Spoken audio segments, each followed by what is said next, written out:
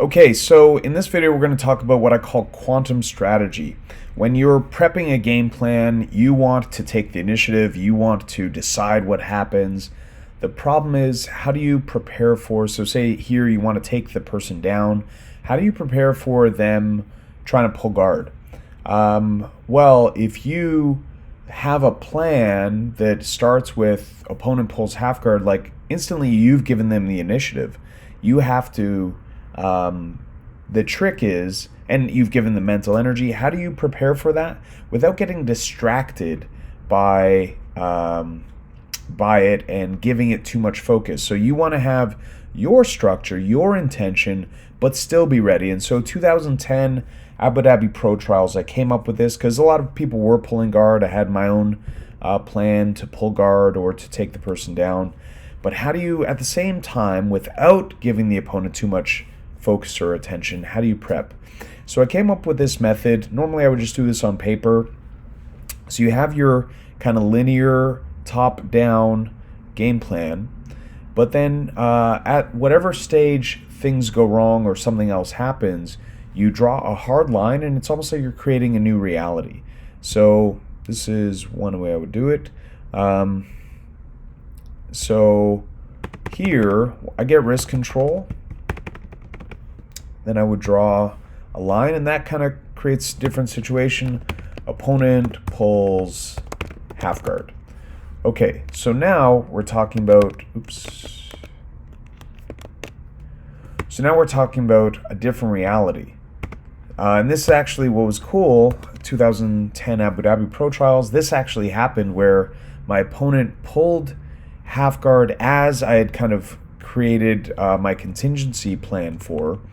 And I ended up going, I forget, crossface and underhook.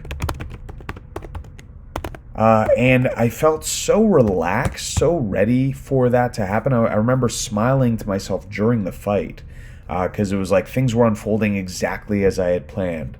So now I get the crossface and underhook, and however whatever your typical game plan unfolds from there. Maybe we'll staple and step our other leg up.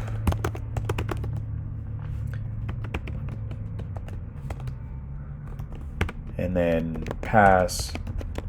And then normally I do this on paper. I would actually draw a line or an arrow from the pass that leads to, we can even do it here.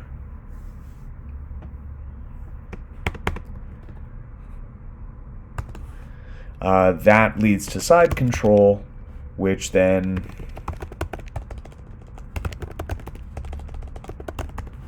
I would then draw a line going all the way up here, and then it just follows linearly again. So this allows you to focus in terms of having an intention, but still being well prepared without being distracted by situations where the opponent took the initiative. For clarity, on paper, it's a lot easier to work with this, but you could do something like this. And then you can really prepare for any contingency here. So maybe here instead we say at this point I go crossface and underhook, and they try to go deep half.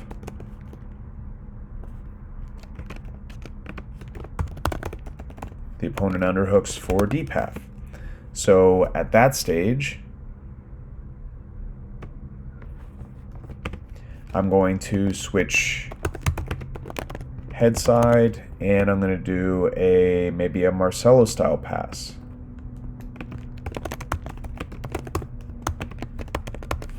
And then that again.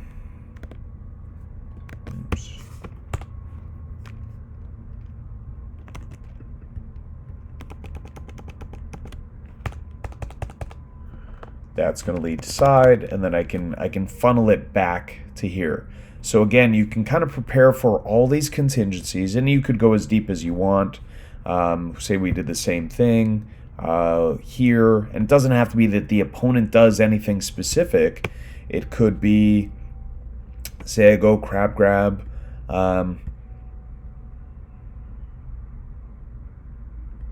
even here. So I lumberjack them, and maybe instead of coming up on top to pass, I just go footlock.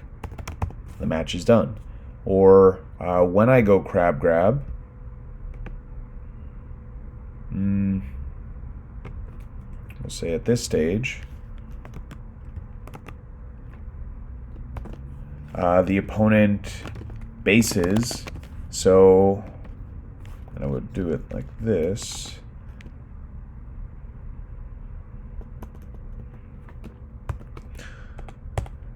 So in this reality, actually we could, so however you organize it, so it's simplest for you. So in this reality, the opponent bases, we go ashigarami, and then we, oops,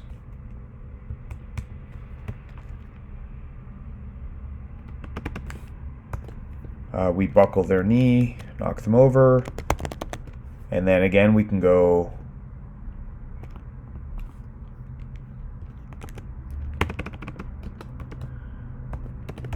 footlock, or we could again draw an arrow back up to the Hickson sit-up and then continue as normal.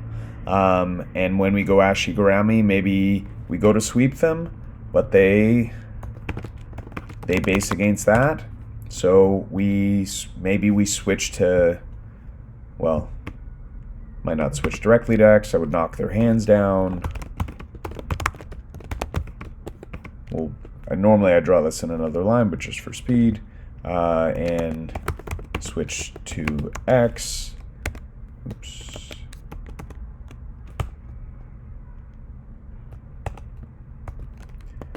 Sweep, and then that can lead back to the circle pass, etc., etc. So, so the idea being that you can still have a linear focus that allows you to be very kind of narrowly focused and laser pointed, so to speak, but still be ready for all these contingencies.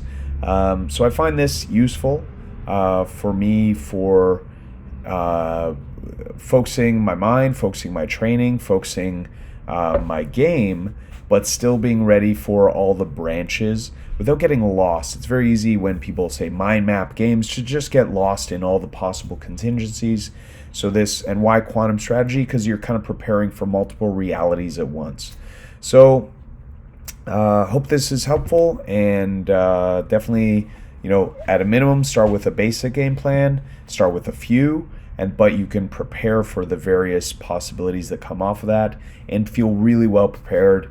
You know, they've Juliana Holanda, great black belt from Montreal, or from Brazil, but in Montreal, partner, wife of Fabio Holanda, said that at that tournament, so I won the year before, I ended up losing to Shane Rice in the finals, but she said I looked so much better that year than I had before, and a large part of it was this game planning that just allowed me to feel really well prepared. And even when things went totally off the game plan, I had that mojo just because I had that confidence from feeling that having that feeling of being well prepared. So I hope this helps. It's been helpful for me, and best of luck. I'll see you on the mats.